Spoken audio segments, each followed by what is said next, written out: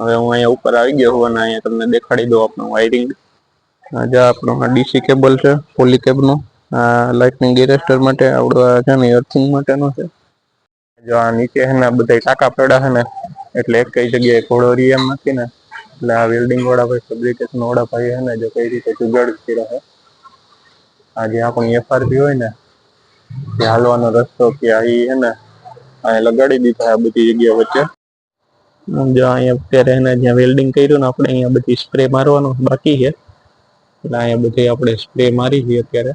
હવે કેજી છે ને ઉપર ચડી ગઈ છે અને આ ભાઈ છે ને આપણે પાછળની બાજુ જે લેગ ઊભો કર્યો ને એની આરે વેલ્ડિંગ મારે અને આગળ જે માણા બેઠો ને આગળની બાજુ આપણે જે લેગ ઊભો કર્યો ને એની આરે વેલ્ડિંગ મારવાનું છે એટલે કેચી એક પાયાની આપણે ઉપર ચડી ગઈ. આવી જ રીતે બાજુમાં જે એક કેચી આવશે એ ઊભી કરવાની છે. મારે છે ને અત્યારે કામ પૂરું થઈ ગયું છે કેમ કે હજી પેનલ ચડાવવાની બાકી છે એટલે એ પેનલ ચડે ને પછી એને મારું કામ છે એટલે અત્યારે હું બેઠો છું અને હું તમને દેખાડી દઉં. આ જો અત્યારે છે ને જે ઉપર પાઇપ દેખાય ને આવડો એ પાઇપ છે ને હાલવા હાટો રસ્તો બનાવ્યો છે. જય શ્રી કૃષ્ણ મિત્રો, હું અત્યારે આવી ગયો છું 30 કિલોવોટની સાઇટ ઉપર અને અત્યારે 9 વાગી ગયા છે. હું તમને પહેલા તો સાઇટ દેખાડી દઉં અને એમાં હાઇટ કેટલી ઊંચી છે ને એ દેખાડી દઉં. આજે આપણી છે ને સાઇટ છે 30 કિલોવોટની. હજી પેનલ લગાડવાની બાકી છે. આમાં 2 લાઈન થઈ ગઈ છે. આગળ જે આ પરલીન લગાડેલી છે ને ત્યાં હજી એક લાઈન આવશે એટલે એ આજે હજી લગાડવાની છે. અને અહીંયા હાઈટ બહુ જાજી ઊંચી છે, 20 ફૂટનો લગભગ પાછળનો ખડો છે એટલે આપણે અત્યારે અહીંયા વાયરિંગ કરવા આવી ગયા છીએ. હવે અહીંયા હું તમને દેખાડી દઉં અર્થિંગ કઈ જગ્યાએ કરવાના છે ને એની હારે ઇન્વર્ટર ને બધું મીટર ક્યાં લગાડેલું છે. આ ટાયર પડ્યા ને અહીંયા આપણે અર્થિંગ કરવાના છે અને છે ને અહીંથી આ બાજુથી આપણે પાઇપ ઉતારવાનો નીચે અને અહીંયા નીચે અર્થિંગ કરવાના. ઇન્વર્ટર ને બધું લગભગ છે ને અહીંયા જ રાખવાનું છે. હવે હું અહીંયા ઉપર આવી ગયો હું અને અહીંયા તમને દેખાડી દઉં આપણું વાયરિંગ. આજે આપણું ડીસી કેબલ છે પોલી કેબનું. આ લાઇટનિંગ એરેસ્ટર માટે આવડવા છે ને અર્થિંગ માટેનો છે અને આ બાજુ રહ્યો ને આપણે બાંધવાનો વાયર છે અને આમાં બધા બિંડિયા ચાપડા ને એવું બધું પડ્યું છે. અને આ જરાક તમને દેખાડી દઉં અહીંયા ઉપરથી કેટલી હાઈટ છે. અત્યારે આ બધા પેનલ ચડાવે છે. હજી આ બાજુ કેચી છે ને એ બાકી છે. આ કેચી બની ગઈ છે પણ હજી અહીંથી આ લગાડવાની હજી બાકી છે એટલે હજી લગાડવાની છે અને ત્યાં સુધીમાં મારે આ બધું વાયરિંગ પૂરું કરી દેવાનું છે કેમ કે આ તમને આ સીધા જે પાઇપ દેખાય ને આ સીધા પાઇપ કઈ નહીં આવે એ ક્રોસમાં લાગી જાય એટલે ઉપર ઘોડો રીએમ તો છે નહીં એટલે અત્યારે મારે બધી વાયરિંગ પૂરું કરી દેવાનું છે. જો આ નીચે છે ને બધા ટાંકા પડ્યા છે ને એટલે એક કઈ જગ્યાએ ઘોડો રીએમ નથી ને એટલે આ વેલ્ડિંગ વાળા ભાઈ ફેબ્રિકેશન વાળા ભાઈ છે ને જો કઈ રીતે જુગાડ કરી રહે.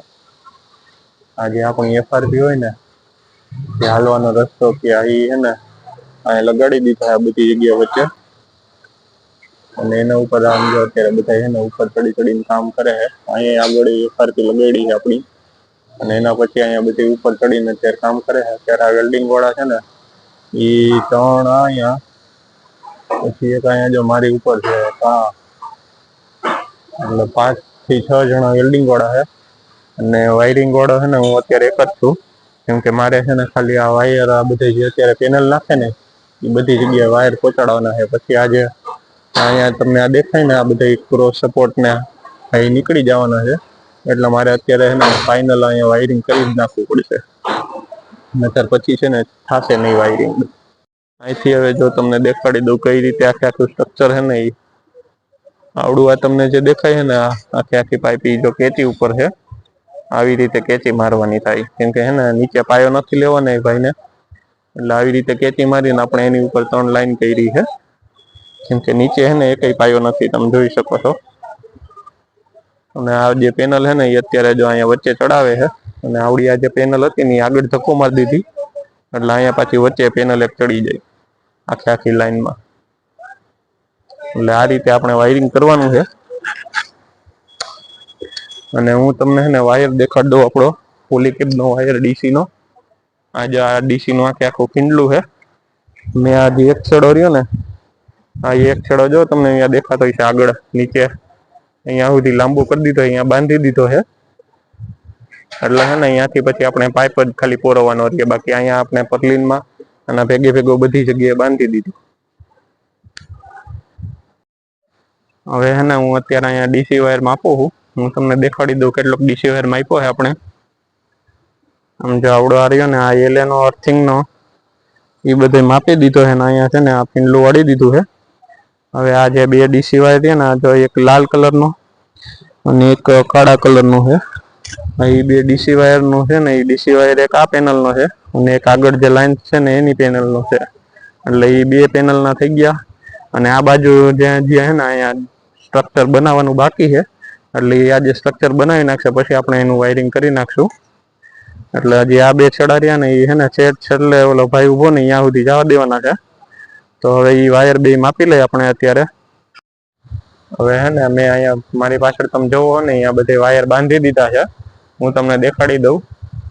આમ જો અહીંયા છે ને લાઇટનિંગ ઇરેસ્ટરનો વાયર અને આ ડીસીનો જો એક અહીંયા બાંધો પછી અહીંથી એને આમાં આગળ ગયા ને અહીંયા બધી વાયર બાંધી દીધા છે.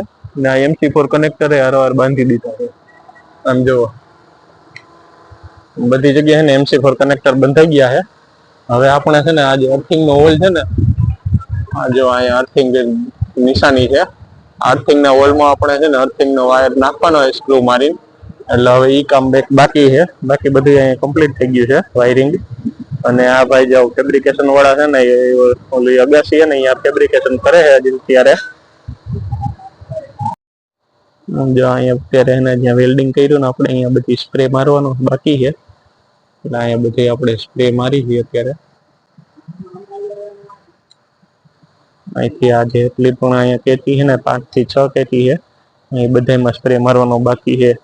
એટલે અત્યારે આ બે જણા જે સ્પ્રે લઈને ચોટી ગયા છે સ્પ્રે મારે છે બધી જગ્યાએ. અને સામે છે ને 4 જણા એ વેલ્ડિંગ કામ કરે છે. અહીંયા ફેબ્રિકેશનનું બાકી અહીંયા છે ને અગાસી અને એના ઉપર આપણે ફેબ્રિકેશન કરવાનું બાકી છે એટલે અહીંયા ફેબ્રિકેશન કરે છે. અને હું છે ને આ બધે અર્થિંગ કરવાના બાકી છે. અહીંયા થઈ ગયો છે આ લાઈનમાં આગળ આપણે અર્થિંગ કરવાના બાકી છે. પણ વાંધો એ છે નીચે છે ને પાઇપ છે ને આ પાઇપ રહ્યો ને આવડો આ પાઇપ એ પાઇપ અને આ બાજુ આપણે લેવાનો છે પછી એને મારે અહીંયા ઉપર અર્થિંગ થાય. હવે છે ને અહીંયા આપણે કેચી તો બની ગયેલી છે. કેચી આપણે બધી નીચે જ બનાવી લીધી હતી. હવે ખાલી છે ને આપણે કેચીને આ જે બંને બાજુ લેગ ઊભા કર્યા ને એની ઉપર મૂકવાની છે. એટલે હું તમને દેખાડી દઉં કે આ વેલ્ડિંગ વાળા છે ને એ કઈ રીતે કેચીને જે આપણે લેગ મારેલા છે ને એની ઉપર રાખે છે. આમ જો કઈ રીતે જે આખી કેચી છે ને એને નીચેથી ઉપાડે છે અને પછી બે બાજુ જે આપણે પાયા ઊભા કર્યા ને એની ઉપર ખાલી મૂકી દેવાની છે અને પછી વેલ્ડિંગ કરવાનું છે. અને પર્લિન તો આપણે આખે જે ઉપર તમને પાઇપ દેખાય ને આખે આપણે પહેલેથી જ લાંબા કરી દીધા હતા. એટલે ત્યાર પછી એને આપણે જે કેચી આવે ને એના ઉપર વેલ્ડિંગ જ મારવાનું બાકી રહે.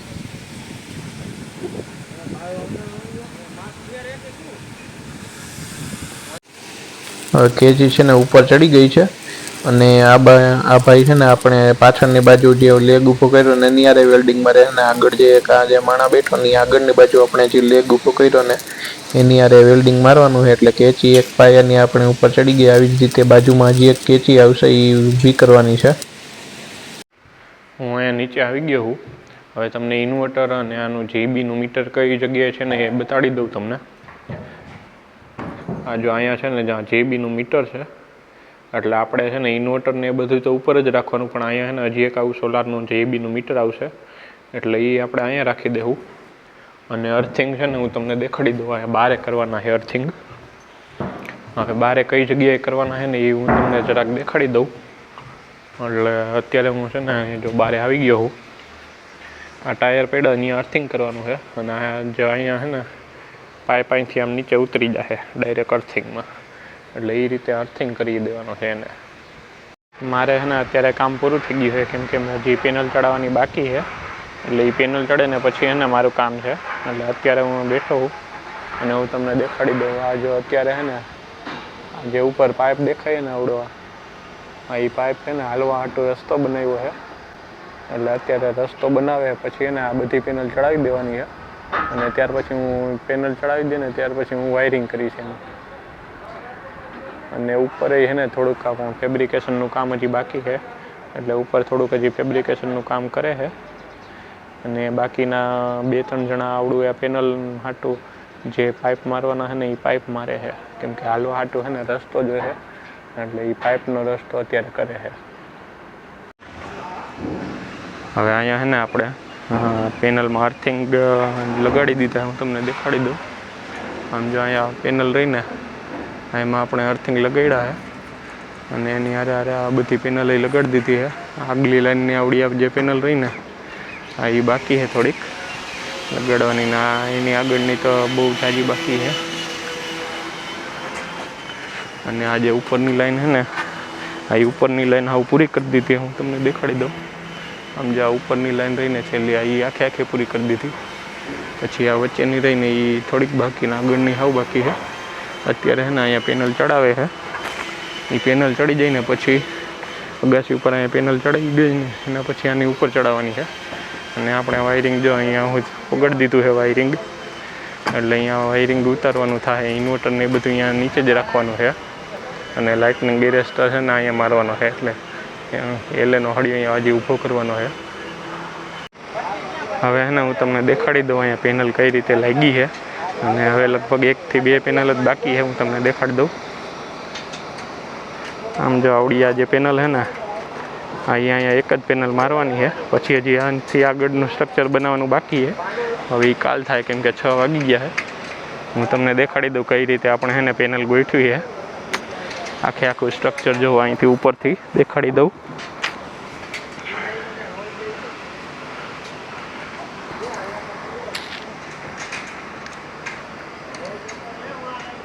હજી છે ને અહીંયા નીચે આ તમે જુઓ ને વોકવે આવ્યો, અહીંયા વચ્ચે વોકવે કરવાનો છે ધોવા માટે, એ હવે કાલ કરશું આપણે.